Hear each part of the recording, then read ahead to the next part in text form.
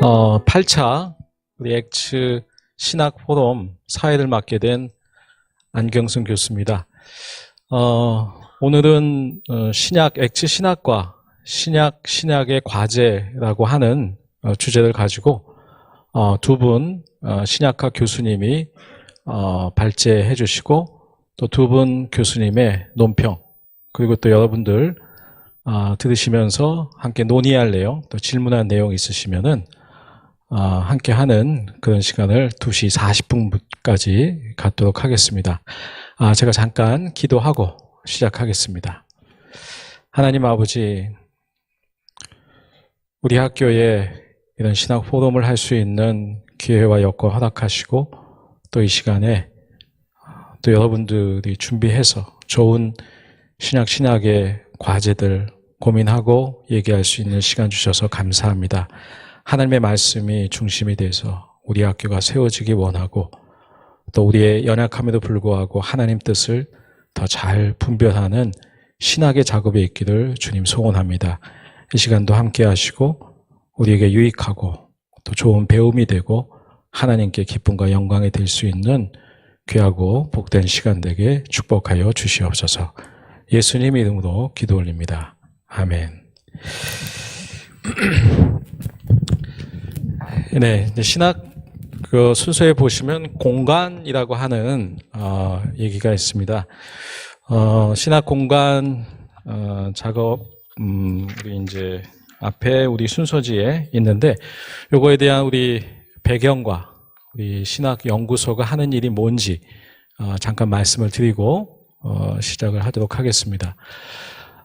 우리 학교는 교회 연합적인 학교에서 항상 신학의 내용을 잘 분별하면서 기초를 세우는 일이 학교가 시작된 이후부터 계속되는 숙제였고요. 무엇보다도 하나님 말씀에 기초한 올바른 신학을 여러 분야에서 세우는 것이 우리에게는 굉장히 중요한 일로 여겨졌고, 또 우리 학교의 중요한 골조고 토대가 되어진다고 믿고 애써왔습니다.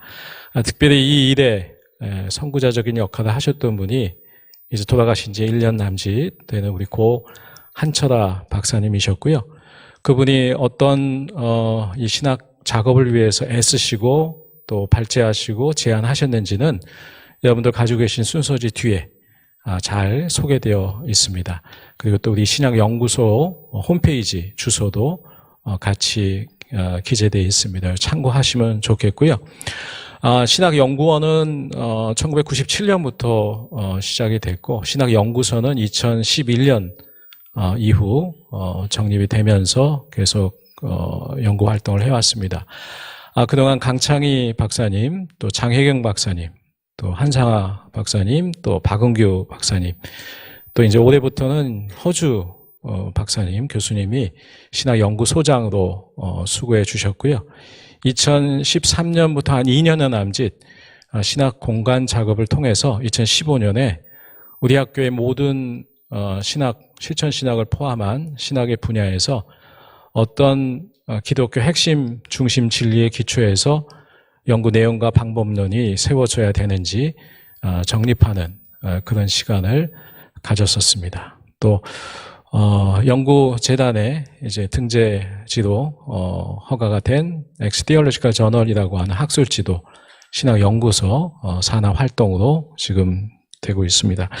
먼저 제가 이 신학 공간 한번 읽고 그 다음에 발표로 이어가도록 하겠습니다. 항상 우리 포럼 시간에 어떤 작업을 우리가 각 분야에서 학문에서 하고 있는지를 좀 어떤 기초를 세우는 그런 이제 신학 공간 일종의 우리 공동체의 진술문이라고 얘기할 수 있습니다. 제가 읽어드리겠습니다. 여러분 앞에 보시면 나와 있습니다. 엑츠 신학 공간은 1998년부터 본교에서 추진해온 공동 연구 작업으로서 엑츠의 신학적 입장과 선교적 사명을 명확하게 밝히고 실천하려는 신학 운동이다. 엑츠는 기독교 신학의 이론과 실천 모든 분야에서 기독교의 중심 진리를 우선적으로 강조하며 공간함으로써 이 진리를 그리스도인의 신앙과 삶의 전 영역에 적용하여 구현하는 길을 제시하려고 한다. 첫째, 기독교의 중심 진리 운동. 엑시 신학 공간은 기독교의 중심 진리를 강조하고 전파하려는 운동이다. 기독교의 중심 진리란 예수 그리스도와 사도들이 선포하였고 교부들과 교회의 교사들이 전승하였으며 모든 역사적 신앙 고백들 가운데 명시되어 온 핵심 진리이다. 그것은 대속을 위하여 죽으시고 부활하신 유일한 구주 예수 그리스도를 믿음으로 죄사함과 거룩함을 얻고 마침내 영원한 하나님의 나라에 들어간다는 구원의 메시지로 요약된다. 이 중심 진리는 성경 전체를 관통하는 대주제로서 성경의 계시를 올바로 해석하는 궁극적 기준이 된다. 그러므로 액츠는 구원 얻는 믿음의 출발점과 기초가 되는 이 중심 진리의 우선적 중요성을 강조하려고 한다. 둘째, 바른 신학 운동. 액츠 신학 공간은 기독교 중심 진리를 단순하고 선명하게 제시함으로써 믿음을 불러일으키는 바른 신학을 세우는 운동이다. 현대에 이르러 자유주의 신학은 말할 것도 없고 보수주의 신학조차 기독교의 중심 진리를 명확히 제시하지 못하는 경우가 많다. 자유주의 신학은 계몽사주일의 합리주의 사상과 역사관을 바탕으로 성경의 초자연적 계시를 경험과 이성의 잣대로 해석하고 기독교를 단편적이고 추상적인 철학의 개념들로 체계화하고 기독교의 핵심 내용보다 지엽적인 주제들만을 집중하여 다루고 있다.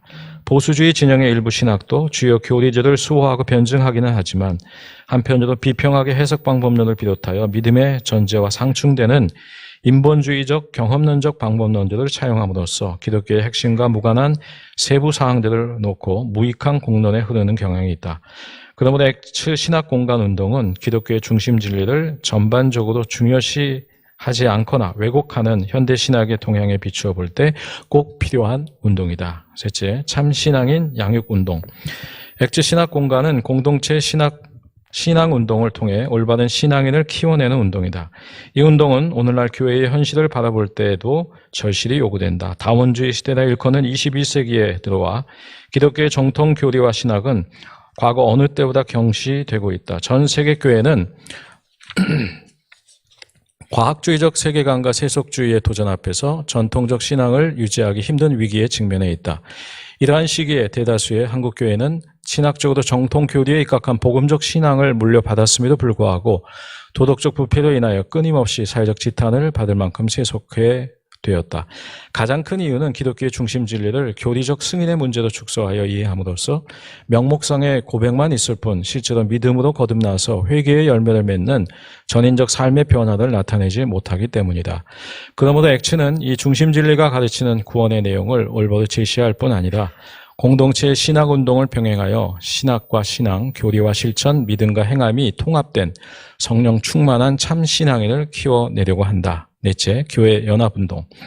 액츠 신학 공간은 기독교의 중심 진리를 고백하는 모든 개신교파들 사이의 연합과 협력을 통해 예수 그리스도 안에서 하나된 교회를 세워나가려는 운동이다. 성경은 교회가 동일한 신앙 고백 위에서 일치와 연합을 힘써 이루라고 가르친다. 그러나 20세기에 일어난 범세계적 교회 연합운동은 신앙의 동질성보다는 기구적 통합을 우선시하는 잘못된 방향으로 기울어졌다. 또한 신앙의 핵심이 아닌 부차적 교리의 입장에서 분리를 정당화하는 태도는 성경의 교훈을 거스리는 것이다. 종교개혁 이후로 모든 개신교 교파들은 중심 진리에 대한 동일한 신앙 고백 위에 세워져 왔고 그들의 교리적 차이는 본질적인 것이 아니다. 21세기의 한국교회는 지난 세기의 극심한 분열의 역사와 상처를 극복해야 할 과제를 안고 있다.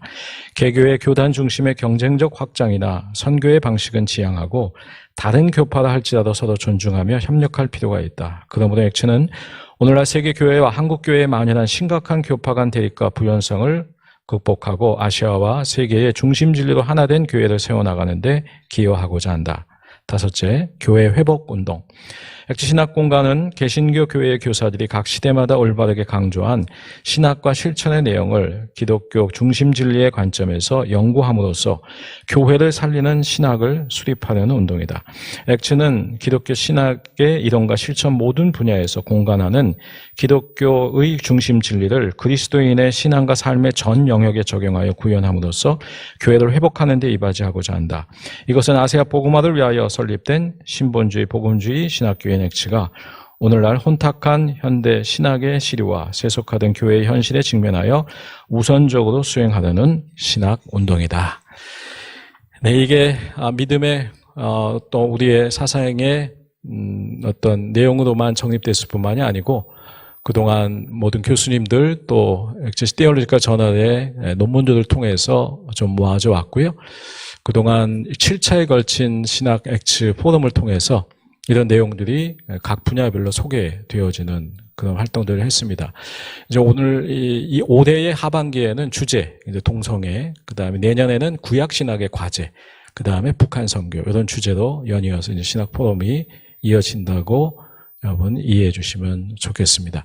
자, 이제, 발표하는 시간 갖고 우리 발표자와 논평자를 소개해 드리는 시간 갖겠습니다. 여러분, 발표하고 논평 연이어지는 동안 여러분 혹시 질문할 거 미리 좀 정리하셔서 질문할 때 또 논의해야 될 사항이 있을 때 말씀해 주시면 함께 좋은 또 토의의 시간이 됐으면 좋겠습니다. 여러분의 논의의 질문의 시간을 좀 더 드리기 위해서 발표는 35분, 또 논평 한 10분 안작 이렇게 정리해서 하겠습니다. 그리고 중간 쉬는 시간에 여러분 가지 마시고요. 중간 쉬는 시간에 곧바로 끝나면 앞으로 나와주셔서 사진 촬영부터 먼저 하고 그 다음에 쉬는 시간을 갖도록 하겠습니다. 사진 촬영이 이제 끝나면 쉬는 시간 20분까지 안 쉬고요. 좀 일찍 또 두 번째 시간 시작하고 여러분 다음 교시 3교시 준비할 수 있도록 하겠습니다. 네, 오늘 발표하실 첫 번째 우리 교수님 소개하겠습니다. 우리 신약학 가르치고 계시는 김규섭 교수님이십니다. 우리 박수로 환영해 주시길 바랍니다. 수고해 주시고요. 그 다음에 논평해 주실 분은 우리 조직신학 가르치고 계시는 한상아 교수님입니다. 박수로 환영해 주시면 좋겠습니다. 네, 지금부터 35분 동안 발표하는 시간 갖도록 하겠습니다. 네, 안녕하십니까. 반갑습니다. 제 이름 김규섭이라고 합니다. 이렇게 귀한 자리로 초청해 주신 것에 대해서 진심으로 감사드리고 또한 영광스럽게 생각합니다. 그리고 또 귀한 논평문 작성해 주신 우리 한상아 교수님께도 먼저 감사드린다고 말씀드리고 싶습니다. 제가 발제할 논문 제목은 초기 교회 문헌 연구의 관점에서 본 액츠 신학 신앙운동의 의의라는 제목입니다. 이 논문을 통해서 저는 한철아 교수님의 초기 저작인 고대 기독교 사상사라는 저작과 그리고 2세기 교회 문헌의 디오그네투스 서신을 고려해 보면서 이러한 것을 고려해 보는 것이 액츠 신앙운동에 기여할 수 있는 점이 있는지에 대해서 우리가 같이 한번 생각을 해보고 싶습니다. 그래서 서론부터 제가 읽도록 하겠습니다. 본 논고에서 필자는 초대교회 문헌의 관점에서 액츠 신앙운동의 의의에 대해 논할 것이다. 아세아 연합신학교는 아세아와 세계 선교를 담당하기 위해서 신본주의와 복음주의 정신으로 설립된 학교이며 액츠는 개교 이래로 이러한 설립 목적에 따라 복음과 선교의 일꾼들을 교육하는 역할을 감당해왔다.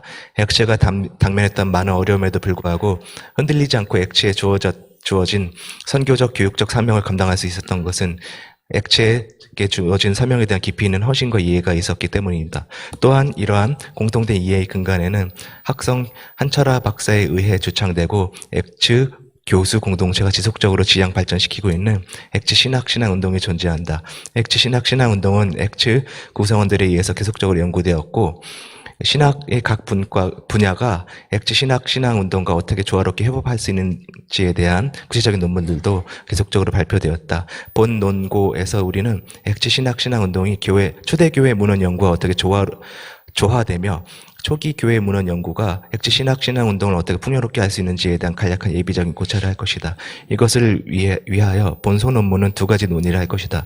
첫 번째로 액츠 신앙운동의 성격에 대하여 간략하게 논한 이후에 한철아 박사의 초기 저작 고대 기독교 사상사와 액츠 신앙운동의 관련성에 대해서 살펴볼 것이다. 두 번째는 하나의 사례 연구로서 2세기 초대 교회 문헌이 디오그네투스 서신을 간략하게 고려할 것이다. 이러한 논의를 통해서 액츠 신앙운동이 초대 교회 문헌 연구와 어떤 연관 관계가 있는지 그리고 어떻게 적용될 수 있는지에 대해서 생각하게 될 것이다.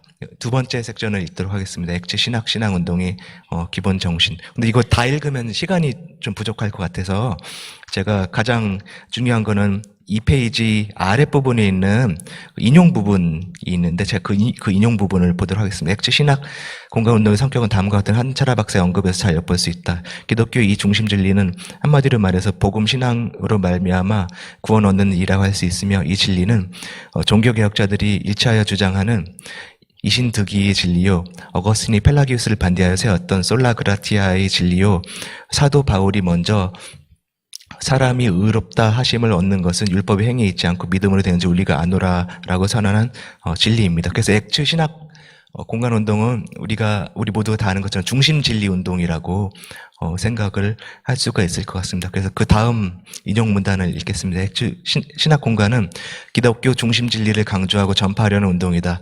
기독교의 중심 진리란 예수 그리스도와 사도들이 선포하였고 교부들과 교회의 교사들이 전승하였으며 모든 역사적 신앙 고백들 가운데 명시되어 온 핵심 진리이다. 이것은 대속을 위하여 죽으시고 부활하신 유일한 구주 예수 그리스도를 믿음으로 죄사함과 거룩함을 얻고 마침내 영원한 하나님 나라에 들어간다는 구원 메시지를 요약된다. 이 중심 진리는 성경 전체를 관통하는 대주제로서 성경의 계시를 올바로 해석하는 궁극적 기준이 된다. 그러므로 액츠는 구원 얻는 믿음의 출발점과 기초가 되는 이 중심 진리의 우선적 중요성을 강조하려고 한다.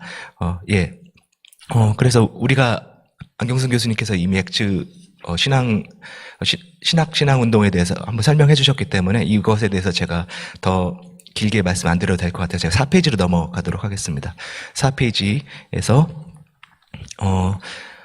저는 4페이지 중간에 또한 그 부분으로 시작되는 문단이 있는데 그 부분부터 읽겠습니다. 또한 한철아 박사가 다음에 항목들에 계속적인 관심을 두고 있음을 확인할 수 있다. 제사함이 복음에 대한 관심, 산신앙에 대한 강조, 교회 연합에 대한 관심, 이게 액츠 신학 운동과 한철아 박사님의 21세기 인류의 살기를 보면서 액츠 신학 운동 문서와 이 모든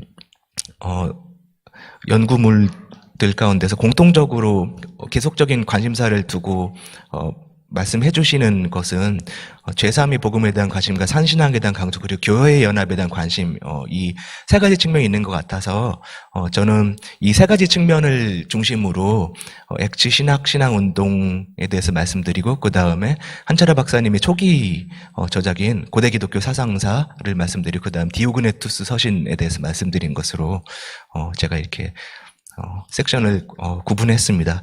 그래서 첫 번째로 한철아 박사님은 죄사함의 복음에 분명한 방점을 두고 있습니다. 한철아 박사의 21세기 인류의 살 길에서 죄사함이라는 개념을 보다 구체적으로 강조한다. 예를 들어서 예수의 행하심 역시 한 가지 일에 집중됨을 볼 수 있습니다. 왜 피 흘리시고 고난을 당하셨습니까? 보혈로 우리 죄를 속하시어 하나님의 아버지께 죄사함을 얻기 위함이 아닙니까? 한철아 박사는 위에서 예수님의 행하심은 바로 우리 죄사함을 위함이었다는 점을 역설한다. 우리는 죄사함에 대한 관심을 한철아 박사의 저작으로부터 계속적으로 발견한다. 한철아 박사는 죄사함이 복음과 회개를 연결한다. 그리스도의 대속으로 말미암아 우리는 죄사함을 얻고 의롭다함을 얻었습니다. 그러나 죄인이 값없이 죄사함을 받은 후에 또한 회개하고 중생하여 거룩함도 얻어야 합니다. 그리하여야 죄악의 사슬에서 벗어나 천국으로 들어감을 얻습니다. 그리고 넘어가도록 하겠습니다. 5페이지로 넘어가겠습니다. 한철아 박사의 구원관이 통전적이라는 것을 뚜렷하게 확인시켜주는 것은 바로 두 번째 측면, 산신앙에 대한 강조이다. 한철아 박사는 웨슬리 하나님께서 그리스도를 믿음으로 말미암아 한 심령에서 일으키시는 변화를 언급하고 나서 이 산신앙이 일어나야 한다는 점을 언급한다.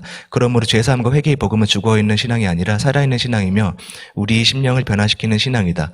한철아 박사는 계속해서 한국의 살 길은 정직과 선함과 하나님 의라는 점을 역설한다. 즉 한철아 박사가 말하는 복음은 정적이고 사변적인 복음이 아니라 우리에게 생명을 가져다 주고 우리 마음을 변화시키는 복음이라는 것이다. 거기까지 읽고 제가 그 다음 세 번째는 보도록 하겠습니다. 첫 번째 측면은 재상의 복음이었고, 두 번째 측면은 산신앙이라는 측면으로 액츠 신앙 운동의 어떤 중심 진리를 표현할 수 있다라고 생각을 했고, 세 번째는 교회 연합에 대한 한철아 박사의 관심이다. 한철아 박사는 칼빈 신학의 웨슬리적 실천이 바로 액츠 신학이라 말한다. 한철아 박사는 참된 기독교 종교를 세우고 실천하기 힘쓰는 하나의 신학을 지향하는 신학교는 찾기 힘들다고 말하면서 엑츠는 칼빈 웨슬리 신학을 가르친다고 말합니다. 다른 한편 엑츠가 교회 연합적 신학을 지향하는 것은 칼빈과 웨슬리 신학을 동시에 지향하기 때문이기도 하지만 이러한 교회 연합적 신학이 가장 중요한 근거는 성경과 예수님의 가르침이다. 이것은 한철아 박사의 다음 진술에서 분명하게 드러난다. 엑츠 신학이 별다른 신학이 아닙니다. 성경의 신학입니다. 사도들의 신학입니다. 교회의 신학입니다. 무엇보다도 예수님의 가르침입니다. 엑츠는 칼빈과 웨슬리 신학을 추구하기 때문에 교회 연합적이지만 동시에 성경을 기반으로 한 신학을 추구하기 때문에 또한 교회 연합적이다. 왜냐하면 참된 기독교 신학은 성경을 기반으로 하기 때문이다. 이렇듯 한철아 박사는 칼빈과 웨슬리 신학을 강조하지만 동시에 한두 종류 신학적 주류에 기대는 것이 아니라 최종적 권위를 성경에서 발견하고자 한다. 진정한 교회 연합적 신학은 성경으로 돌아가서 예수님의 가르침에 충실할 때 가능하다라는 것을 한철아 박사는 직시하고 있는 것이다. 이렇듯 한철아 박사는 칼빈과 웨슬리 신학을 동시에 추구하는 것이 가능하며 적합하다는 것을 언급하고 이것을 바탕으로 성경에 근거한 신학을 추구해야 함을 역설한다. 여기까지 읽고 제 7페이지로 넘어가도록 하겠습니다. 7페이지 결론 부분 요컨대로 되어 있는 부분입니다. 요컨대 엑츠 신학운동은 이성중심적 스콜라주의적 한계를 극복하는 신학운동이며 성경적 신학을 도모하고 사변적 신학이 아닌 살아있는 신학을 도모하는 신학운동이다.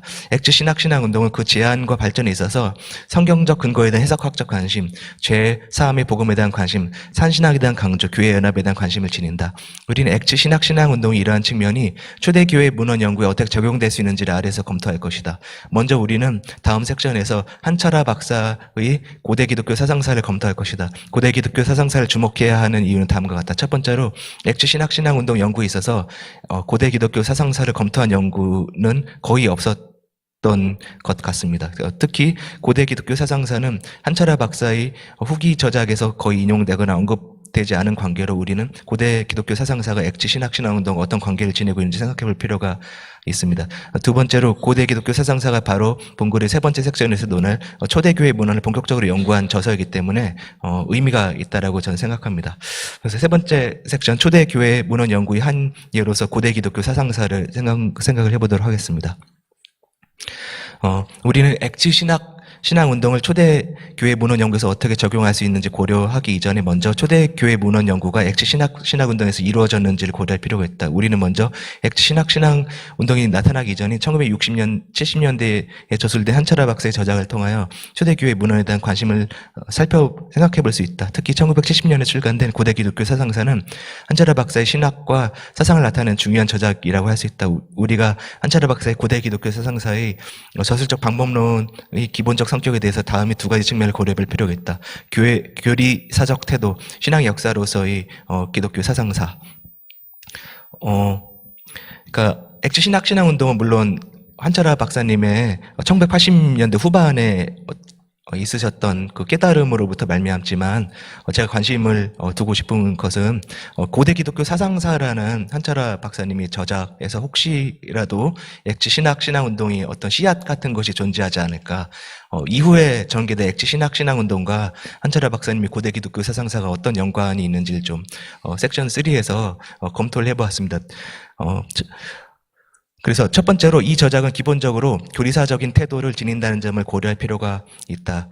교리사의 서술 방식은 교리 발생의 상황 제시, 교부들의 발언과 사상의 요약, 교리 공식화로 볼 수 있다.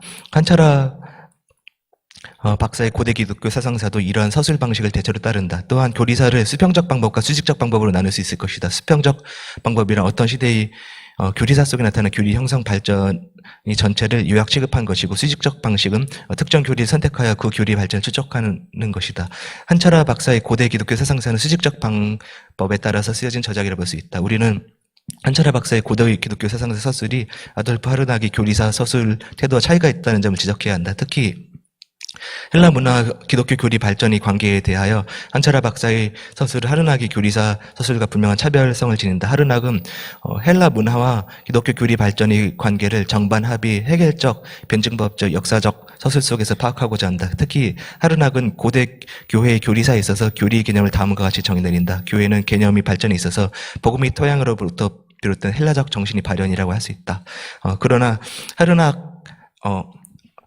하르낙의 이러한 논의와 달리 한철아 박사님은 하른학적 교리사 서술과 다른 방식을 취한다. 한철아 박사는 헬라적 발전보다 초대교회에서 변하지 않은 본질에 역점을 두며 이 본질이 초대교회에서 보존되었고 이 본질은 다름 아닌 성경과 사도의 가르침으로부터 기원했다는 점을 역설한다. 그러니까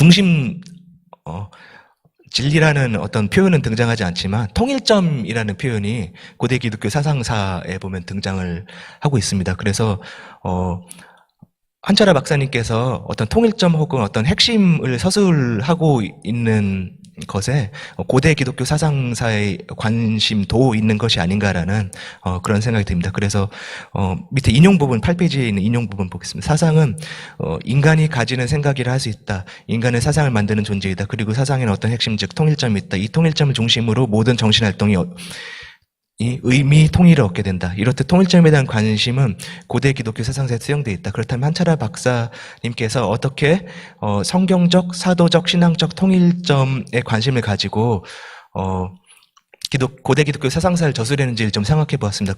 제가 앞서서 말씀드렸듯이 엑츠 신학운동의 중요한 측면에 제3의 복음에 대한 강조와 그리고 산신앙에 대한 강조, 그리고 교회 연합에 대한 강조가 있다는 생각이 들어서 저는 이 고대 기독교 사상사에도 이런 측면이 있는지를 생각을 해보았는데 아마도 이러한 측면의 일부가 좀 존재하고 있지 않은가라는 생각이 들어서 그 부분에 대해서 제가 서술을 해보았습니다.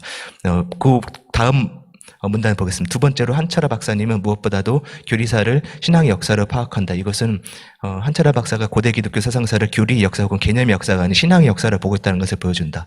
다시 말해서 이것은 교리사가들이 흔히 관심을 가지는 단순한 신앙의 표현의 역사, 즉 신학의 역사가 아닌 신앙 자체의 역사에 한철아 박사님의 관심이 있다는 것을 알 수가 있습니다. 여기에서 신앙은 성경이 신앙을 지칭하며 신앙 자체의 역사를 탐구한다는 말은 성경으로부터 전수된 초대교회의 신앙 역사를 연구한다는 것이 구체적으로 성경의 신앙을 교리사에 등장하는 여러 가지 신조의 규범으로 삼아야 한다고 한철아 박사님은 역설을 하고 있습니다. 제가 넘어가서 10페이지로 넘어가도록 하겠습니다. 10페이지. 10페이지 그 다음 페이지. 시간 관계상 제가 좀 생략하겠습니다. 첫 번째 내용적 초점은 복음에 대한 관심이다. 한철아 박사님 복음 자체의 중요성에 대해서 고대 기독교 사상사의 마지막 부분에서 다음과 같이 강조한다. 오늘의 세속사회는 저와 같은 서양의 중세적 생의 체계를 깨뜨리고 나와서 하나의 새로운 질서를 모색하면서 줄다름치고 있다. 서양의 이 제3세 문명을 길러낸 교회는 이제는 그 노쇠증을 철저히 드러내고 있다. 소위 교회 밖에도 신국이 있을 수 없다. 이와 같이 하여 교회 사회에 있어서 역사의 의미를 찾던 태도를 지향되어야 하고 역사의 의미 총체적 재검토가 필요하다. 그래서 이러한 세속사회에서도 복음은 여전히 유효하고 어떤 것보다 의미가 있다라고 그렇게 말씀하고 계십니다. 한철아 박사님은 만일 교회가 가진다고 자처하는 복음이 아니라면 벌써 모든 일이 결단 났을 것이다 라고 말합니다. 근데 이 복음이라는 것은 한철아 박사님께서 하신 복음 초대교회로부터 전수되어진 전통 파라도시스라는 관점으로 그렇게 말씀을 하고 있습니다. 그렇다면 초대교회 그리고 교부들이 말하고 있는 이 복음은 어떤 다른 복음이 아니라 성경으로부터 말미암은 그 복음의 전통이 계속적으로 전수되어 오고 있는 측면을 한철아 박사님이 저작인 고대 기독교 사상사에서 계속적으로 관찰을 하고 계신 것 같습니다. 그래서 그 부분을 제가 서술했고 제가 시간 관계상 생략하도록 하겠습니다. 두 번째 섹션, 두 번째는 산신앙에 대한 강조이다. 그 부분 보겠습니다. 초대교회의 11페이지입니다. 11페이지. 두 번째는 산신앙에 대한 강조이다. 초대교회의 신앙 고백은 분명히 신본주의적, 즉 하나님 중심적 복음으로서 예수 그리스도를 통한 제3의 복음이라고 한철아 박사는 말한다. 또한 한철아 박사는 이 복음을 믿는 초대교회의 신앙적 태도에 대해서 산신앙이라는 표현을 강조한다. 예를 들어서 한철아 박사는 신앙에 대한 강조를 서론에서부터 거론한다. 또한 한철아 박사는 이그나티우스를 비평하는 가운데 이그나티우스는 분명히 예수 그리스도에 대한 산기억을 물려받고 있음을 볼 수 있다고 말하면서 이 태도 없이는 기독교는 닥쳐오는 200년에 대한 박해는 결코 이겨낼 수 없었을 것이라고 말한다. 한철아 박사는 기독교 신앙은 그것이 사랑의 역사를 나타나지 않는다면 아무 소용도 없다라는 것을 강조한다. 그래서 산신앙과 관련된 그 측면이 있다라고 이렇게 계속 말씀하시는 측면이 있어. 그 부분에 대해서 제가 서술했고 시험 관계상 제가 넘어가고 세 번째를 보도록 하겠습니다. 세 번째는 그 다음 페이지 있습니다. 12페이지.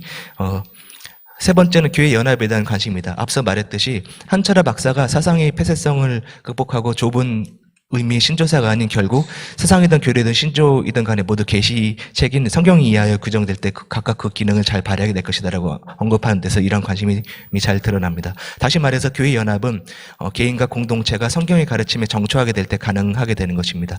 이레니우스의 가르침에서와 같이 온 세계의 교회가 하나의 신앙을 공유하게 되는 것은 중요한 일이며 키프리안의 가르침과 같이 교회 일치를 지켜야 할 일이다. 헌철아 박사님께서 이렇게 말씀하시는 측면이 있습니다. 그래서 제가 섹션 3까지 제가 살펴본 내용은 엑지 신학운동의 어떤 중심진리 운동이라면 이 중심진리라는 것은 사실 성경에 기반을 둔 것이고 그리고 이 중심진리에 대한 그러한 관심을 초기 그리스도교에서 혹시 발견할 수 있는 것이 아닌가. 그리고 한철아 박사님께서 엑지 신학운동을 제안하시기 전에 말씀해 주신 고대 기독교 사상사에서도 이러한 제3의 복음과 산신앙과 교회 일치에 대한 그런 강조점이 드러난다라는 것을 제가 좀 생각을 해보았습니다. 그래서 13페이지 마지막 문단 보도록 하겠습니다. 우리는 이와 같이 한철아 박사의 고대 기독교 사상사의 반복론과 내용의 관심사들을 간략하게 살펴봤다. 요약하자면 고대 기독교 사상사의 반복론은 교리사적 태도, 신앙의 역사로서 고대 기독교 사상사를 요약할 수 있으며 또한 고대 기독교 사상사의 저술에 있어서 고대 교회의 가르침이 통일성에 관심을 두며 이 통일성은 성경적 기원에서 말미암는다. 또한 내용적으로 고대 기독교 사상사로부터 엑지 신학운동과 유사한 관심사를 우리는 발견한다. 제3의 복음에 대한 관심, 산신앙에 대한 강조, 교회 연합에 대한 관심. 여기에서 엑지 신학운동에 대한 한철아 박사님의 제안은 초대 교회 연구와 완전히 무관하지는 않지 않을까라는 그런 생각이 들었습니다. 그래서 엑지 신학운동에 대한 자료들과 한철아 박사님의 후기 저작에서는 어거스틴을 제외한 교부들에 대한 논의가 많이 발견되지는 않지만 그러나 엑지 신학운동이 초기 교회의 신학과 문헌과 무관하다는 것을 의미하지는 않는 것 같습니다. 왜냐하면 고대 기독교 사상사와 이후에 엑지 신학운동 사이에 어떤 연속성이 존재하는 것이 아닌가라는 그런 생각이 들었습니다. 고대 기독교 사상사를 저술할 때의 상황과 1980년대 90년대 이후의 문맥이 물론 다르기 때문에 연속성과 어떤 불연속성 둘 다 고려를 해야 하겠지만 그럼에도 우리는 고대 기독교 사상사에 엑지 신학운동의 씨앗이 없지 않다라고 말할 수 있을 것 같다라고 저는 이렇게 말씀드리겠습니다. 저는 구체적으로 그러면은 초기 그리스도교 문헌을 이 엑지 신학운동을 위하여 연구하는 것이 정당할 수 있다라는 것을 생각하면서 그렇다면 구체적으로 하나의 사례 연구로서 2세기 문헌인 디오그네투스 서신에 대해서 우리가 좀 생각을 해보도록 하겠습니다. 그래서 위에서 논의한 한철아 박사의 엑지 신학운동의 근본 취지와 학성이 초기 저작인 고대 기독교 사상사의 연속성을 고려해보았다. 본 섹션에서 위 관찰들이 초대 그리스도교 문헌 연구에 실제로 적용 가능한지 간략하게 고려해볼 것이다. 디오그네투스 서신에 대한 설명을 제가 한 두세 페이지에 걸쳐서 써놔서 제가 다 읽지 않아도 될 것 같습니다. 디오그네투스 서신은 2세기 중반 혹은 후반에 무명의 그리스도인에서 서술된 호결론적, 변증적 문서입니다. 그래서 신학적 특성에 대해서 말씀드리고 그리고 디오그네투스 서신이 고기독론적인 특성을 가지고 있다는 것을 제가 15페이지까지 썼습니다. 그래서 그 부분은 넘어가고 제가 15페이지 밑에서 두 번째 그렇다면 그 부분부터 말씀드리도록 하겠습니다. 15페이지 밑에서 두 번째 줄입니다. 엑지 신학운동과 디오그네투스 서신이 어떤 연관관계를 가지는가. 디오그네투스 서신은 제3의 복음에 사실 상당한 관심을 가지고 있습니다. 이것이 사실은 흥미로운 측면인데 이 부분에 대해서 좀 말씀을 드리도록 하겠습니다. 제가 인용문을 한번 보고 싶은데 그러면 디오그네투스 서신의 일부 9장에 나와 있는 좀 중요한 부분이 있어서 제가 그 부분을 번역을 했기 때문에 한번 읽어보도록 하겠습니다. 바로 그분께서 우리 자신의 죄악들을 대신 짊어지셨습니다.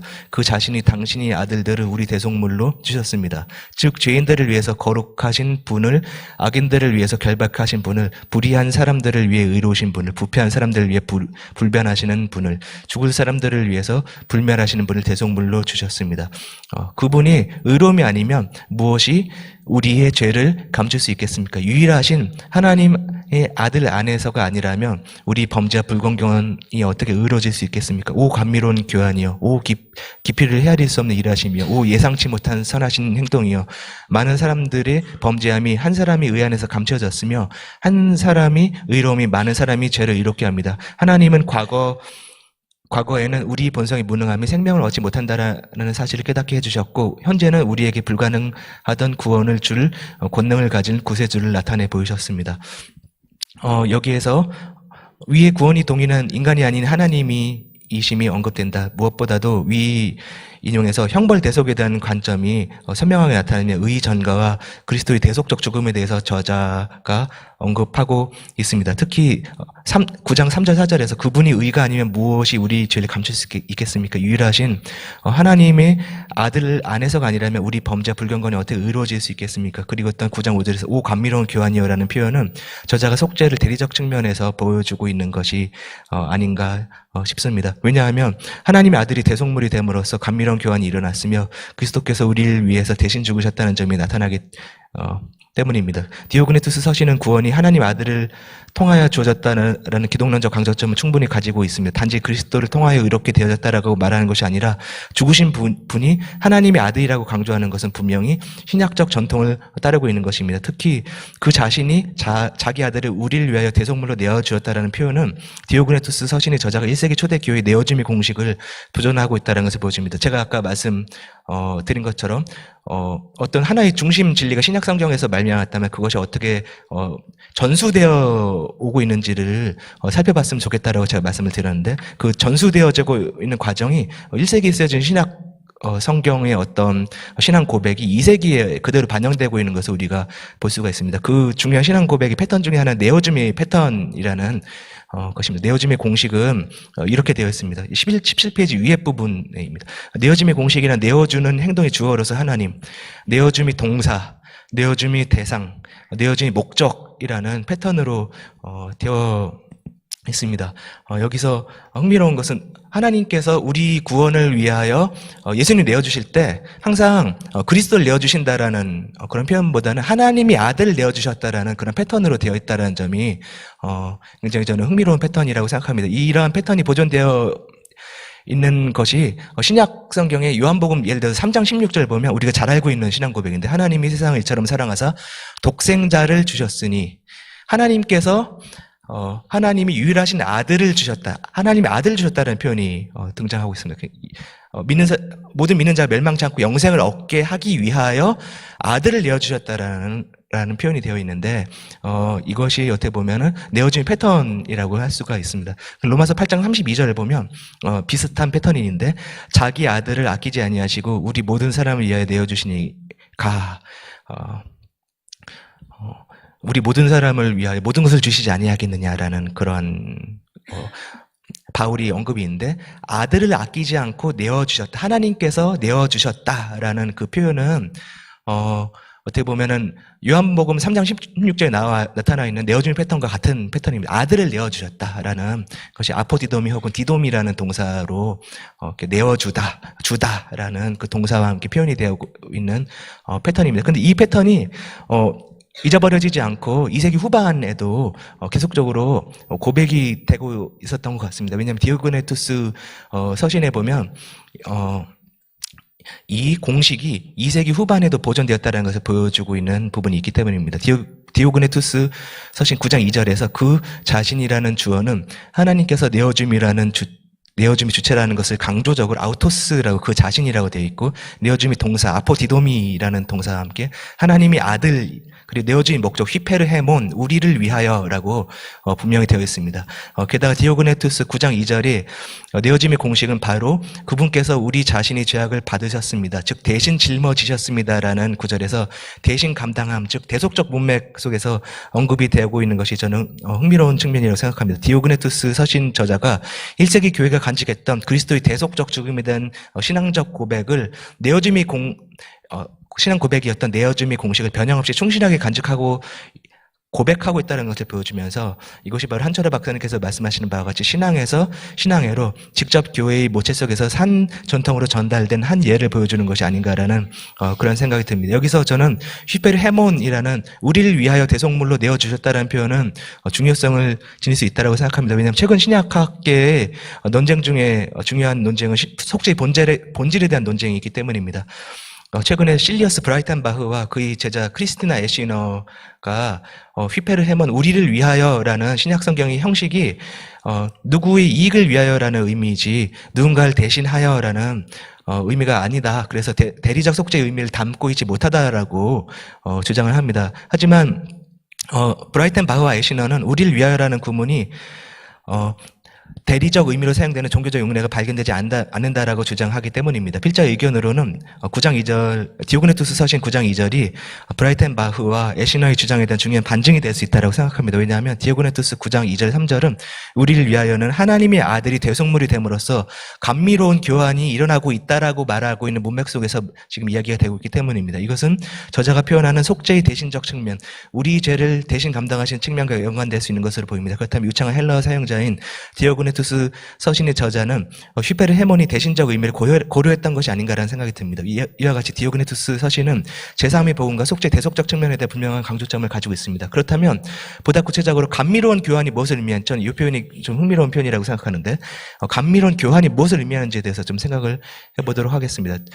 저는 이 표현이 어떤 일종의 샌드위치 구조 속에서 언급되고 있다는 점을 좀 말씀드리고 싶습니다. 그 샌드위치 구조는 A, B, B 다시, B 다시, A 다시, 이렇게 A, B, B, B, A 구조라는 헬라어 어떤 그 구문의 구조 속에서 언급이 되고 있습니다. 그래서 A는 유일하신 하나님 아들 안에서가 아니라면 우리 범죄 불경건은 어떻게 이루어질 수 있겠습니까? B, 오 감미로운 교환이요. B 다시, 오 깊이를 헤아릴 수 없는 일하시며, 그리고 오 예상치 못한 선하신 행동이, 분명히 오라는 감탄사와 함께 B가 연속으로 3번 강조되면서 분명히 하나의 패턴을 형성하고 있고, 그리고 B를 둘러싼 A와 A 다시도 여기서 한 사람이 의, 그리고 범죄, 아노미아, 아노모스 같은 그 표현과 의로움, 그리고 한 사람이라는 그런 표현 속에서 분명히 A와 A 다시도 어떤 패턴을 이루고 있습니다. 제가 방금 말씀드렸다시피 A와 A 다시는 유일한 분, 한 분, 범죄한, 의로워진, 의로워짐이 관점에서 분명한 평행을 가지고 있습니다. 그리고 B와 B, 이 세 번이 연속 감탄문은 오라는 감탄사가 이끄는 일련의 감탄문입니다. 감미로운 교환의 개념은 이 문맥 안에서 이해되어야 할 필요가 있습니다. B는 분명히 A와 A-에 이루어진 구원 사건에 대한 감탄과 경의 표현입니다. A와 A-는 유일하신 하나님의 아들 혹은 하나님 한 분 혹은 그리스도 의로 말미암아 많은 이들이 죄악이 어떻게 이루어질 수 있는지를 논의합니다. 그렇다면 감미로운 교환은 그리스도의가 어떻게 우리 의가 될 수 있는지와 어떻게 우리가 의로워질 수 있는지에 대한 맥락에서 언급이 되고 있습니다. 그렇다면 감미로운 교환은 그리스도의 대속적 죽음과 그 죽으심을 말미암아 그분의 의 안에서 우리가 의로워졌음을 표현하는 것으로 이해를 할 수 있습니다. 이러한 디오그네투스 구원론에 대한 최근에 가장 의미 있는 논문 중에 하나는 아마도 웨스트민스터 신학학 교수인 브랜든 크로우가 쓴 논문입니다. 크로우의 의견을 제가 약간 언급하고 싶은데, 크로우가 발견한 거는 디오그네투스 9장 5절이랑 로마서 5장 18절, 19절이 평행을 이루고 있다는 점을 지적을 하고 있습니다. 디오그네투스 9장 5절 B에서 표에 있습니다. 많은 사람들이 범죄함이 한 사람의 의 안에서 감춰졌으므로 한 사람의 의로움이 많은 사람이 죄를 의롭게 합니다. 이 편이 로마서 5장에 어떻게 보면은 메아리라고 이야기하는 것입니다. 의의 한 행동으로 말미암아 많은 사람이 의롭다 하시는 말미암아 생명이 이르렀다. 한 사람이 순종치 아니함으로 많은 사람이 죄인 된 것 같이 한 사람이 순종하심으로 많은 사람이 의인이 되리라. 위에서 디오그네투스 서신의 저자는 분명히 로마서 5장 18절 19절이 신학적 내용뿐만 아니라 구체적인 어휘들을 반영하고 있다는 것을 알 수 있습니다. 많은 사람이 의인이 되고 있고 그리고 한 사람의 의 그리고 그런 종류의 표현들이 등장을 하고 있는데 이것은 아마도 디오그네투스 저자가 로마서 특히 5장을 약간 염두에 두고 지금 말하고 있는 것 같습니다. 디오그네투스 서신의 저자는 로마서와 같이 많음과 하나, 죄악됨과 의로움을 대조하고 있고 또한 한 분의 의로 인하여 많은 이들이 의롭게 되어졌다는 점이 진술되고 있습니다. 이러한 대조는 9장 5절 B 앞페이지의 구조에서 A-에 해당되는 이것과 이것에 나타난 사실 이 A-에도 이 A- 자체가 또 역교차 구조를 가지고 있어서 제가 좀 언급을 하도록 하겠습니다. A, B, B-A- 역교차 구조를 가지고 있는데 한편 많은 사람들이 죄악이 한 분의 의로움 안에서 감춰졌기 때문에 다른 한편으로 한 분의 의가 많은 이들이 죄악을 이렇게 할 수 있습니다. 아마 이것이 많은 이의 죄악 라는 측면에서 A와 A-가 평행이 되고 B와 B-가 한 분의 의라는 그런 언급 안에서 또 평행을 이루고 있는 것 같습니다. A, B, B, A 역교차 구조는 위에서 말한 대조법이 단지 우연이 아니며 많은 사람들이 죄가 한 사람으로 말미암아 용서받고 의로워지는 구도를 구체적으로 염두에 두고 정교한 역교차 구조를 사용했다라는 것을 알 수가 있습니다. 이러한 측면은 디오그네투스 서신 9장 5절이 감미로운 교환이 무엇을 의미하는지를 다시 한번 알려줍니다. 즉 9장 5절에서 A, B, B, A의 구조는 감미로운 교환은 한 분의 의로움으로 말미암아서 많은 이들이 의롭게 된 것이고 한 분의 속죄 제물 됨으로 한 분의 의로움이 많은 이들이 죄악됨이 용서받았다는 것과 연결됩니다. 그렇다면 교환은 속죄 그리고 칭의와 밀접한 연관을 가지고 있다는 것을 알 수 있습니다. 그렇다면 디오그네투스 서신은 제3의 복음에 대한 사도적 가르침을 분명하게 표현하고 있는 것으로 생각을 할 수 있을 것 같습니다. 그렇다면 제3의 복음에 대한 강조점을 디오그네투스 서신을 가지고 있고 그렇다면 산신앙에 대해서는 어떻게 생각하는지에 대해서 좀 생각해 보도록 하겠습니다. 물론 디오그네투스 서신은 산신앙이라는 표현 자체를 가지고 있지 않습니다. 하지만 그리스도인들은 새로운 민족이고 그리고 이것은 새로운 생활 양식이라고 말하면서 계속적으로 새로운 생활 방식대로 그리스도인들이 삶을 살아야 된다는 것을 무수하게 디오그네투스 서신의 저자는 언급하고 있습니다. 그래서 제가 이 부분 시간 관계상 넘어가고 마지막으로 디오그네투스 서신의 교회 연합에 대해서 좀 생각을 해보도록 하겠습니다.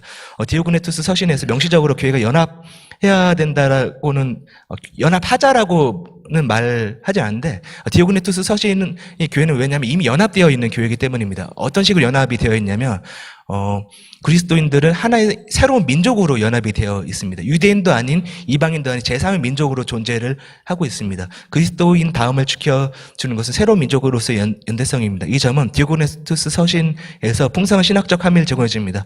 이방인 신자들은 더 이상 이방인이 아닙니다. 왜냐하면 그리스도인들은 이방인과 유대인과 구분된 새로운 인류이기 때문입니다. 즉 그리스도인들에게 이방 유대인이라는 이전이 민족적 정체성은 큰 의미가 없습니다. 이전에는 이방 유대인이라는 견지에서 민족 간의 구분이 의미가 있었습니다. 그러나 그리스도인들은 새로운 민족이기 때문에 이전의 민족적 정체성은 의미가 없습니다. 이러한 새로운 민족적 정체성은 새로운 연합과 일치를 창조합니다. 이렇듯 디오그네투스 서신은 그리스도인들이 정체성과 연합을 민족적 고찰이라는 관점에서 묘사하는 데 관심을 듭니다. 새로운 민족이라는 개념 자체가 이 새로운 민족이라는 하나의 깃발 아래 그리스도인들을 모으는 것이기 때문에 교회의 연합적인 함의를 지니고 있다라고 저는 생각합니다. 그래서 이런 이야기를 제가 했고 그리고 뒤에는 한철아 박사님께서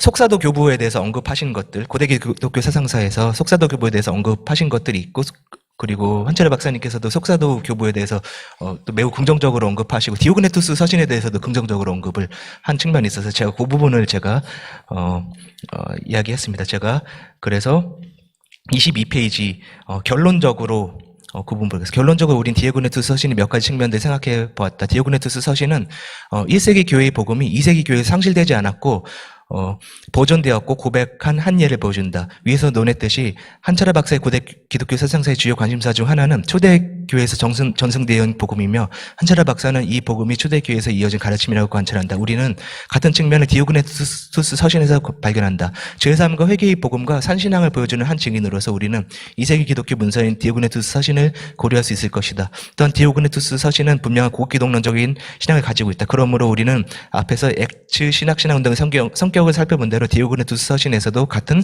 신학적 강조점이 나타나는 것을 발견한다. 죄사함의 복음에 대한 관심, 산신앙에 대한 강조, 그리고 교회 연합에 대한 관심, 이 세 가지 측면이 또한 동일하게 디오그네투스 서신에서 발견이 되는 것 같습니다. 그래서 결론 부분을 마지막으로 보도록 하겠습니다. 필자는 엑츠 신학운동이 복음, 산신앙, 교회 연합에 대한 관심이 현 시대 교회와 신학계에 의미가 있다고 생각한다.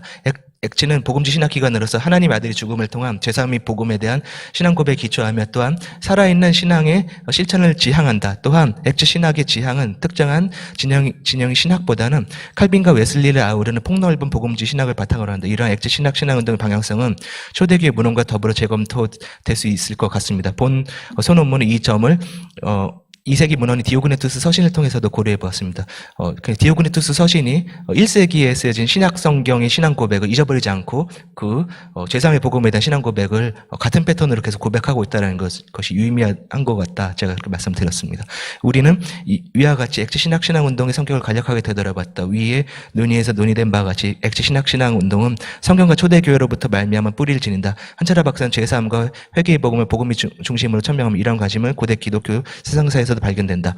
상신앙과 교회 연합적 가르침은 엑츠 신앙 운동의 중요한 성격이며 이러한 관심도 고대 기독교 사상사에서 암시된다. 그러므로 우리는 고대 기독교 사상사와 엑츠 신학 운동의 어떤 연속성을 발견한다라고 볼 수 있을 것 같습니다.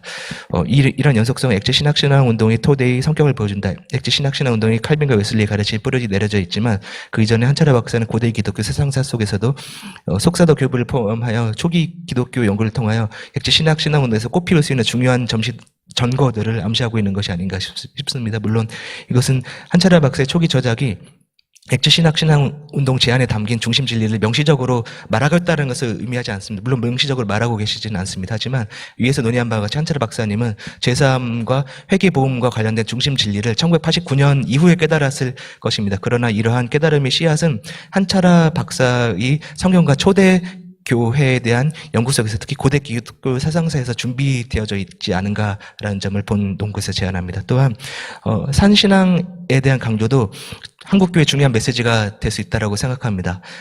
죄사함을 넘어서 회개와 중생과 성화에 이르는 과정을 한철아 박사의 저작과 엑츠 신앙운동의 문서들이 분명히 보여주고 있기 때문입니다. 그렇다면 엑츠 신앙운동은 내면적 측면뿐만 아니라 윤리적, 공동체적, 사회적 함의를 지니는 통전적 신앙운동으로서 한국교회의 실천적 의의를 지니고 있다고 생각합니다. 특히 우리는 엑츠 신앙운동이 교회 연합적 의의를 지니고 있다는 점을 고려할 필요가 있습니다. 이러한 교회 연합적 성격이 엑츠 신앙운동의 본질을 구성하며 더 나아가서 아재연합 신학대학교 강점으로 작용할 수 있을 것이라고 생각합니다. 그래서 제가 두 가지 제안을 덧붙였는데 첫 번째는 이러한 초대 기독교 문헌, 고대 문헌에 대한 학문적인 연구의 필요성과 이것을 계속해서 감당할 수 있는 후학들을 길러내는 것이 엑츠 신학운동의 엑츠의 역할이 아닐까라는 그러한 한 가지 측면이었고, 그 두 번째 측면은 복음의 개인적 성격뿐만 아니라 공동체적 성격에 대해서도 사실은 1세기, 2세기의 어떤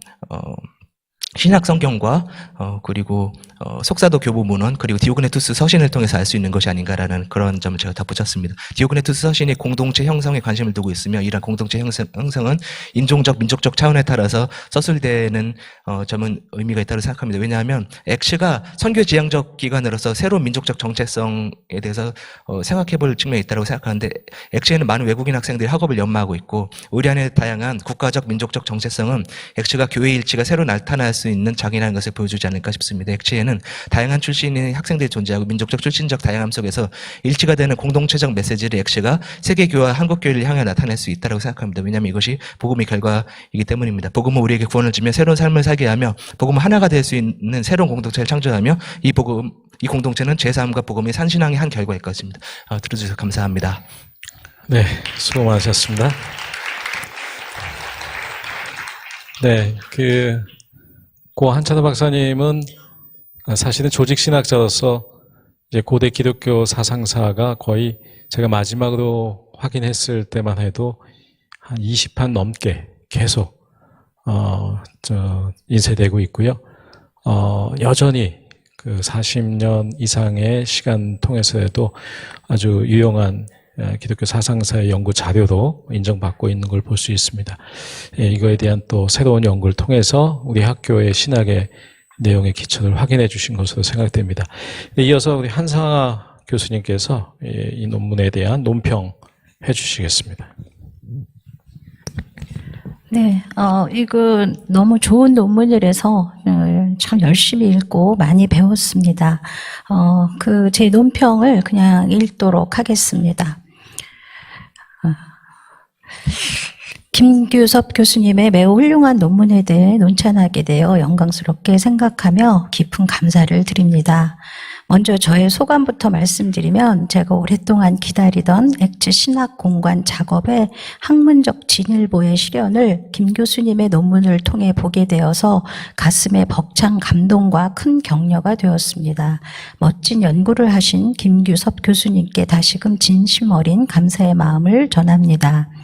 김 교수님은 액츠 신앙운동의 기초를 놓으신 한철아 박사님의 21세기 인류의 살 길과 신학공간 운동을 제안하신 후기 문서들에 나타난 주된 강조점을 세 가지 관심, 죄사함의 복음에 대한 관심, 산신앙에 대한 강조, 교회 연합에 대한 관심으로 집약하여 이 세 가지 관심에 집중하여 설명하셨습니다. 또한 이 세 가지 관심이 한철아 박사님의 초기 저작인 고대 기독교 사상사라고 계속 하셨고 저도 이렇게 썼는데 고대 기독교 사상이라고 책을 다시 한번 확인했으면 좋겠어요. 사상사가 아니라 고대 기독교 사상. 네, 흐르고 있음을 자세히 살펴서 보여줌으로써 한 박사님의 초기 사상과 후기 사상의 연속성을 주장할 뿐 아니라 더 나아가 초대교회의 변증 문서인 디오그네투스의 서신에도 담겨 있음을 자세한 문헌 분석을 통해 보여줌으로써 액츠 신앙운동을 초대교회 문헌 연구에 적용하는 매우 귀한 연구 사례를 보여주셨습니다. 짧은 논찬인 관계로 방대하게 연구하신 논문의 요약은 생략하고 바로 논평을 하겠습니다. 김 교수님이 설득력 있게 보여주신 한철아 박사님의 초기 사상과 후기 사상의 연속성에 대해 충분히 공감을 하면서도 김 교수님도 여러 차례 언급하고 계시는 1989년 우리의 신앙에 실려있는 신앙이란 무엇입니까?를 쓰는 과정에서 한 박사님은 기독교 신앙의 중심이 있다는 사실을 발견하셨고 그것을 계기로 이 신앙의 중심점의 각도에서 칼빈 해석을 하시고 웨슬리 해석을 하시면서 기독교 중심 진리 개념을 반복적으로 강조하시기 시작합니다. 그리하여 기독교 신앙의 중심이 있다는 발견은 마치 커다란 각성처럼 그 전과 후를 가르는 모종의 분수령과 같다고 볼 수 있지 않을까 합니다. 이런 의미에서 고대 기독교 사상 연구를 통해 제안하신 회개와 죄사함을 통한 구원이 이 기독교 신앙의 중심에 있다는 한 박사님의 깨달음의 씨앗이 초기에도 있었을 것이라는 김 교수님의 제안은 좀 더 깊이 연구해 볼 가치가 충분히 있는 제안이라고 사료됩니다. 다만 한 박사님의 신학과 사상은 단순한 문헌 연구로만으로는 그 전모가 드러나지 않는 면이 있기 때문에 생애와 그분에 대한 여러 직접적 경험들에 대한 자료화가 시급한 과제라고 봅니다. 이 점에 대해서 전 초기 후기 사상에 당연히 연결성이 있고 씨앗 이상으로 왜냐하면 기독교 신앙의 본질에 대한 그 신앙의 속성으로서는 뭐 계속 유지돼야 되고 될 수밖에 없다고 생각해서 그건 맞는데 한 분수령이 정말 있는가 하는 그런 이제 연구는 좀 더 평전이나 또 더 자세한 자료들이 좀 있어야 그게 가능하지 않을까라는 생각입니다. 두 번째, 김 교수님께서 액츠 신앙운동의 중심점을 특별히 세 가지 관심으로 집약하신 것에 대해 액츠 신학공간 선언서에 표면된 내용들을 중심으로 하신 것인지 궁금합니다. 왜냐하면 액츠 신학공간 선언서는 그 핵심이 물론 한 박사님께서 강조하신 내용도 포함하고 있지만 교수들의 합의를 위해 상당히 일반화된 언어로 작성되었기 때문에 그 이전에 한 박사님의 중심 진리에 대한 다양한 신학적 논의 측면 측면들은 반영되지 못하고 있습니다. 예를 들어 신본주의, 복음주의, 아세아 및 세계 복음화라는 우리 학교 설립 이념의 표호와도 80년대 초에 한 박사님의 신학적 강조점에서 나온 것인데, 그중 특별히 신학의 목회, 선교, 실천전 성격에 대한 강조도 교회 연합에 대한 강조 못지않게 중심이 되어 있는 관심이기 때문입니다. 그리하여 중심 진리의 포괄적 측면과 다차원적 성격을 염두에 두어야 할 것입니다. 3. 최초로 엑츠 신학운동의 시각에서 고대 기독교 사상을 분석하신 김 교수님의 연구 의의와 공헌에 대해 매우 높이 평가하고 싶습니다.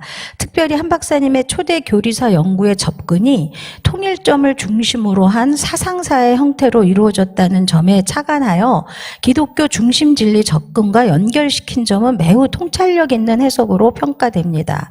더 나아가 기존의 교리 발전에 대한 기술 중심의 교리사 연구와는 차별화된 신앙의 역사로서 성경에서 근원하는 사도들의 신앙의 가르침의 전승의 차원에서 기술하고 있는 점을 부각시킨 점도 김 교수님의 학문성 있는 날카로운 관찰이 유익한 통찰력을 제공하고 있는 것이라고 봅니다.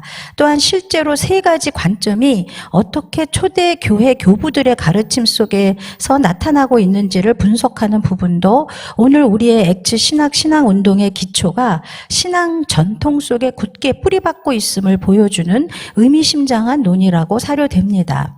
4. 제가 올해 강의해온 변증학 시간에 2세기 변증 교부들의 작품을 다룰 때 항상 빠지지 않고 수려한 헬레어 문체로 쓰여진 설교식의 변증 문서라고 언급했던 디오그네투스 서신을 김 교수님의 논문을 통해 직접 원문으로 만나니 참으로 반갑고 고맙기 그지없었습니다. 더더욱 고마운 것은 엑츠 신학운동의 시각에서 초대교회 문헌 연구로서 이 권면의 문서를 연구해 주신 것이었습니다. 이 문서가 성경의 중심 신앙을 그대로 반영하여 고기독론을 전제하고 구원론적으로 전개되고 있음을 보여주신 것은 매우 고무적이라고 사료됩니다. 특별히 그리스도의 대리적 속죄의 개념을 강조하면서 감미로운 교환이 언급된 것을 보여주신 것은 매우 흥미로웠습니다. 루터가 갈라디아서 주석에서 말하는 우리의 죄와 그리스도에 의해 즐거운 교환의 개념이 이미 2세기에 가르쳐지고 있다는 것이 놀라웠습니다. 어떤 공통점이 있는지 어떤 차이점이 있는지 궁금해집니다. 다만 김 교수님의 감미로운 교환에 대한 설명을 읽다 보면 주로 그리스도의 의가 우리에게 전가되는 측면 위주로 설명되어 있는 것이 느껴지는데, 우리의 죄가 그리스도에게 전가되는 측면도 동일한 강도로 언급해 주시면 좋지 않을까 하는 생각이 들었습니다. 물론 여기에서 전가라는 개념은 후에 종교개혁 당시에 비로소 부각되는 개념이지만, 저는 항상 그 개념이 성경에 근거해 있는 개념이라면 분명 루터 이전에도 희미하게 남아 있어야 하지 않나 하는 의구심을 가지고 있는데, 그것은 성경신학과 역사신학분과 모두에게 걸쳐 있는 연구 주제가 아닌가 싶습니다. 다섯째로 부수적인 질문입니다만 각주 90일에 보면 김 교수님의 계산으로 보면 디오그네투스 서신이 반영하고 있는 성경이 66차례이고 주로 바울 서신과 베드로 전서가 반복적으로 인용된다고 하셨는데, 이 문헌이 2세기 중반 아니면 후반의 문헌이라면 신약 성경의 정경화가 아직 이루어지지 않은 과정 중에 있는 문헌일 텐데, 당시 그 무명의 저자가 어떤 방식으로 성경 각 권의 문서들에 접근할 수 있었으며 어떻게 사용할 수 있었을지 궁금합니다. 여섯째, 디오그네투스 서신에 나타난 교회 연합의 관심이라는 논제 설정 자체가 시대착오적인 위험성이 있는 접근의 단면을 보여주는 것은 아닌가 하는 의구심이 들었습니다. 교수님은 그것을 매우 재치 있게 이방인도 아니고 유대인도 아닌 새로운 민족으로서요 그리스도인의 일치로 설명하셨으나, 실제 우리 신학 공관 선언문의 교회 연합의 개념은 종교개혁 이후 개신교의 다양한 교파와 교단의 연합을 강조하고자 하는 분열된 현대 교회의 역사적인 상황 속에서 나오는 문제이기 때문에 그 구분에 대한 언급이 필요하다고 생각됩니다. 오히려 복음 중심의 신학과 신앙의 실천적 적용의 강조점, 즉 엑츠의 선교적 강조점을 말한다면 그 문서의 호교적 방향성에 잘 들어맞을 수 있지 않을까 생각됩니다. 제가 이걸 쓰면서도요, 교회 연합적 성격이 중심 진리의 아주 중요한 측면이란 것을 저도 충분히 이해를 하는데, 그것이 그것이 우리 김 교수님이 말씀하신 대로 성경에 근거하고 있는 신앙의 일치라는 이 본질적인 교회 연합의 근거를 좀 더 강조해야 될 필요가 있다는 그런 생각을 했어요. 저희 신학 공감문에. 그래서 굉장히 좋은 그런 생각을 하게 해주셔서 감사했고요. 마지막으로 본래는 액츠 신학 공간 운동으로 제안되고 아울러 액츠 신앙 운동과 병행되었던 것이 학내 사태 이후 제3단계에서 현 교수들에 의해 자연스럽게 액츠 신앙 운동으로 명칭이 바뀌어 쓰고 있는 이 현상에 대해 자의식적으로 짚어보고 갈 필요가 있다고 생각됩니다. 분명 신학 운동으로서의 이 운동은 각 분과 연구 방법론과 접근에 대한 방법론적 제안이었기 때문입니다. 신학 공간의 분과별 적용은 기독교 중심 진리를 각 분과의 중심에 놓고 연구할 때 어떤 방법론적 함의가 있는지 반성해보는 각 분과에 대한 자기 비판적 방법론적 성찰의 의미를 가지고 있다는 것입니다. 그리하여 다음 논문은 신학학자로서 김규석 교수님의 신학학 연구 방법론에 적용하는 연구를 해주시기를 부탁드려 봅니다. 그것이 바로 제가 이해하는 바 신학 공간의 각 분과별 적용 연구이기 때문입니다. 요 측면이 조금 너무 벅찬 측면이에요. 우리가 지금 이미 각각 분과마다 다 이렇게 해오고 있는 그런 방식이 있는데, 연구 방식과 그 역사가 다 있는데, 그거에 대한 자기 비판적 성찰을 통해서 새로운 어떤 그런 걸 하는 게 너무나 쉬운 일은 아니지만, 제가 이해하기로는 한 박사님께서 신학 공간이라는 그 말을 하면서 시놉틱이란 말을 자꾸 하시면서 이제 얘기할 때는 항상 그 현대의 신학들이 그 본질적인 기독교의 중심 진리를 밝히기에 적합하지 않은 방식으로 이루어진 거에 대한 비판적인 그런 개념이 깔려 있어서 우리가 연구를 진짜 복음적으로 하는 그런 데 적용해 보는 것이지 않았나, 저는 이제 그렇게 생각을 합니다.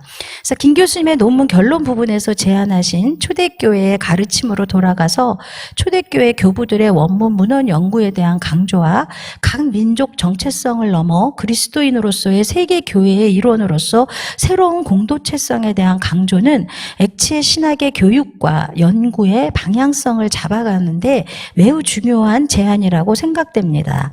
성실하게 멋진 연구를 해주신 김규석 교수님께 다시금 감사를 드립니다. 네, 우리 수고해 주신 한 박사님께 박수 부탁드립니다. 네, 두 번째 발제하신 허 교수님께서는 그 논평에 대한 답변을 아예 이제 문서화 시켜 주셨는데, 아직 시간은 좀 넉넉하지 못한 것 같은데 교수님 답변하실 게 있으십니까? 이렇게 제가 한성화 교수님 논평문을 통해서 많이 배울 수 있었고, 이렇게 귀한 논평문 주신 것에 대해서 진심으로 감사드립니다. 제가 액츠 신앙운동에 대해서 아직도 배우고 있는 학생이기 때문에 제가 앞으로도 배울 게 여전히 많다라고 저는 생각합니다.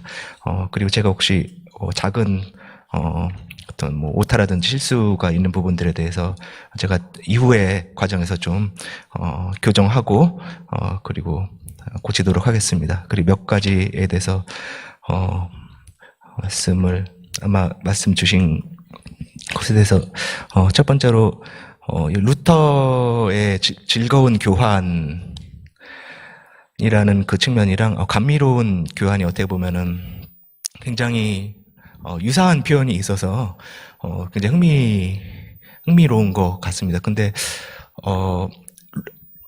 이 디오그네투스 이 표현이 루터한테 영향을 아마 미치지는 않았을 것 같다라는 생각이 듭니다. 왜냐하면 디오그네투스 서신이 발견된 게 16세기 초반에 콘스탄티노플 그 비잔티움 쪽에서 발견이 됐고, 그리고 그것이 실제로 출판된 건 1590년경에 출판이 되었습니다. 그래서 루터는 16세기 초중반 인물이어서 아마 1590년에 출판된 이 디오그네투스 서신을 참고하기는 어려웠을 것 같고, 아마 비슷한 표현이 어떻게 존재해야 할 수 있는지에 대해서는 저도 약간 의문이고 흥미로운 측면이라고 이렇게 생각을 합니다. 그리고 이 전가에 대해서 말씀해 주신 것, 제가 감사드리고, 저는 아마도 디오그네투스의 서신이 말하고 있는 그 대속적인 측면에 대해서 임퓨테이션보다는 아마 substitution이라는 그 측면을 중심으로 제가 말씀을 드렸던 것 같습니다. 그리고 저 원종천 교수님의 논문에 대해서 소개를 해주셨는데, 제가 이 논문의 존재에 대해서 제가 알지 못했는데, 제가 굉장히 저한테 도움이 되는 글일 것 같아서 제가 이거를 꼭 읽어보도록 하겠습니다. 그리고 진심으로 감사드립니다. 그리고 여기 제안해 주신 것에 대해서 신약학자로서 제가 신약학 연구 방법론에 적용하는 연구를 해주시기를 부탁해 주신 것 감사드리고, 제가 이 논평문을 보고 다음에는 꼭 정말 신약 성경에 대해서 써야겠다라는 그런 생각을 하게 되었습니다. 제가 다음 과제로는 진심으로 그렇게 생각합니다. 그리고 최근에는 그 속사도 문헌이 신약학자들이 연구 관심사가 돼서, 사실은 교부학자들이 관심사일 뿐만 아니라 신약학자들이 관심사여서 신약학의 방법론을 가지고 속사도 교부들 연구하는 것들도 많이 하고 있어서 사실 제 관심사이기도 합니다. 좀 그래서 그 부분에 제 관심사가 반영된 측면이 있어서 제가 이 디오그네투스에 대한 연구를 특별히 언급을 했습니다. 그리고 다섯 번째에서 말씀해 주신 게 무명저자 어떤 방식으로 신약 성경 각권이 문서들 접근할 수 있었는지에 대해서 말씀해 주셨는데, 아마도 그때 디오그네투스 서신이 쓰여진 것이 아마도 2세기 중후반이었을 텐데, 신약 성경이 이렇게 복사가 돼서 사실 회람이 되고 있었던 흔적이 있습니다. 각권이 그랬을 것 같은데, 아마 우리가 가지고 있는 가장 오래된 신약 성경 사본 중에서 오래된 게 그것이 P52입니다. 요한복음 사본인데, 그것이 2세기 중반, 2세기 초반에 쓰여진 사본이거든요. 그래서 어떤 형식이라든지 신약 성경이 필사가 돼서 아마도 회람되고 있었을 거예요. 물론 정경화 이전이기 때문에 바울 같은 경우는 예를 들어서 P46이라는 서신이 있는데, P46은 아마 2세기 후반에 쓰여져서 아마도 디오그네투스 서신이랑 거의 동시대에 복사된 사본인 것 같은데, 거기는 목회 서신을 제외한 대부분의 사본들이 그 바울 서신들이 쓰여져 있거든요. 일종의 바울 전집 같은 개념인데, 아마도 정경화되기 전에 무언가 어떤 것이 바울이 썼고 어떤 것이 바울이 쓰지 않았다라는 것에 대한 초기 교회의 분류가 있었던 것 같습니다. 그래서 그런 분류에 따라서 바울 전집 이 형태로 유통되기도 하고, 아니면 복음서라는 형태로 유통되기도 하고, 어떤 식으로든지 디오그네투스 저자는 성경, 회람되고 있는 성경 사본을 충분히 볼 수 있었을 것이라고 생각합니다. 또 다른 가능성은 어떤 구절들이 집중적으로 좀 언급이 되고 어떤 구절들은 좀 언급이 좀 안 되는 그런 부분들이 있어서, 아마도 디오그네투스 서신 저자는 성구집을 보고 있는 것 같다라는 인상이 들거든요. 아마도 성경의 모든 부분이 쓰여져 있다라기보다는 성경 중에서 엑기스 구절들만 이렇게 뽑아놓은 2세기 성구집이 있었던 것 같습니다. 그 구절을 보고 있는 것 같고, 그리고 에베소서랑 베드로 전서가 특히 많이 인용되고 있는 것은, 제가 받은 인상은 에베소서랑 베드로 전서는 약간 소아시아 쪽에서 소아시아를 대상으로 쓰여진 그쪽에서 많이 회람되던 서신이었고, 그래서 디오그네투스 서신의 저자도 아마도 소아시아 쪽 출신 사람이었지 않았을까. 그러니까 지역적인 배경이 그쪽이 아니었을까 싶습니다. 왜냐하면 본인이 가장 구하기 쉽고 본인이 가장 많이 가지고 있는 성경의 어떻게 보면 두루마리나 아니면 파피루스 같은 것을 가지고 성경을 어떻게 인용했다면, 아마도 소아시아 쪽에서 가장 구하기 쉬운 사본이었을 베드로 전서나 아니면 에베소서를 이렇게 많이 인용했다라는 것은 좀 이해가 되는 측면인 것 같습니다. 여러 가지 가능성이 있기 때문에 제가 말씀드린 것은 그냥 하나의 가능성이라는 것을 말씀드리겠습니다. 감사합니다. 네. 감사합니다. 네. 아쉽게도 시간이 많이 가기 때문에 한 분 내지 두 분 정도밖에, 저희가 10분 일찍 시작했는데, 끝나는 건 또 같이 끝나야 되기 때문에, 네, 질문 있으시면 해주시죠. 질문 하실 때, 과정, 전공하고, 이름 얘기해 주시고, 질문해 주시면 감사하겠습니다. 네, 질문 받겠습니다. 원우 분들, 우리 교수님, 네. 다른 분 없으시죠? 우리 앞에 분 해주시죠.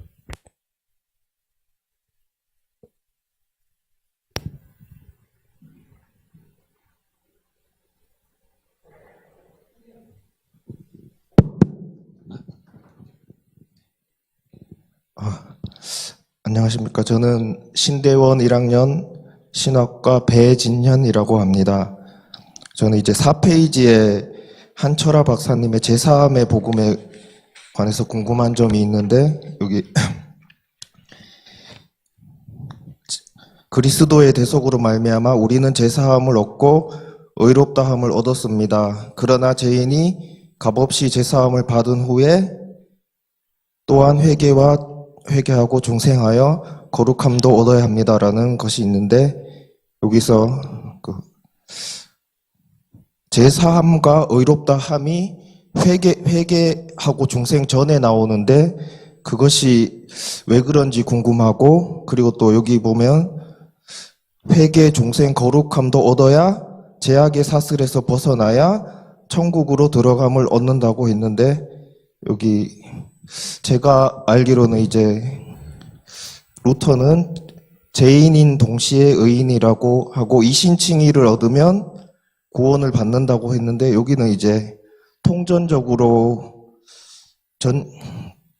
중생하고 거룩함까지 얻어야 천국으로 들어간다고 했습니다. 그 부분이 궁금합니다. 김기숙 교수님. 예.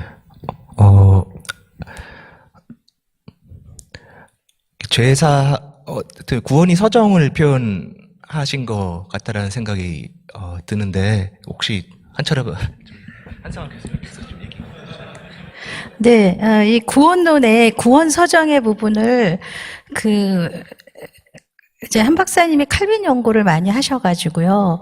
그 이후에 개혁 신학자들이 쭉 이렇게 순서를 매기거나, 또 이제 회개를 먼저 넣고, 그 다음에 칭의를 나중에 넣고, 그 다음에 또 성화를 넣고, 이런 방식으로, 일반적으로 얘기하는 방식하고는 달리요. 지금 말씀하시고 생각하신 대로 통전적으로 그렇게 이해를 하고 저희들을 많이 가르치시고 많이 강조를 하셨어요. 우리가 믿음으로 그리스도와 연합을 하게 되면 이 이중 은혜 그러니까 하나의 은혜인데 양면성이 있는 이 은혜를 우리가 받게 되는데, 그 중에 하나가 죄사함의 은혜고 그게 의롭게 되는 은혜고, 그리고 그것의 다른 측면이 의롭게 되면서 동시에 우리가 회개를 하고, 그러니까 어느 것이 먼저 일어날 수도 있어요. 여기서 시간적인 문제가 아니고요. 회개하는 자는 반드시 하나님이 의롭게 해주시고, 의로워진 자는 또 반드시 회개를 하게 되고, 그래서 칭의와 성화가 결코 분리되지 않고 하나로 우리에게 다가오고, 그래서 우리가 그러한 거를 계속적으로 주님 오실 때까지 우리가 그런 과정을 가는 것, 그래서 우리가 이 죄 씻김을 실질적으로 우리 삶 안에서 거룩한 삶을 사는 것. 그래서 마지막 때 이제 우리가 부활하게 돼서 온전히 죄와 관계없이 이 모든 죄악의 사슬에서 벗어날 때 그게 이제 온전한 하나님 나라에 가는 것으로 그렇게 이해를 우리가 구원론적으로 하고 있기 때문에, 일반적인 그런 순서적인 그런 개념보다는 그 그리스도 안에서 오는 은혜, 칭의 성화를 하나로 받는 그런 개념으로 많이 설명을 하셔요. 네. 네. MDB시니까 아마 조직신학, 신론이나 구원론 배울 때 다시 접할 수 있겠다 생각합니다. 한 분만 더 질문 받겠습니다.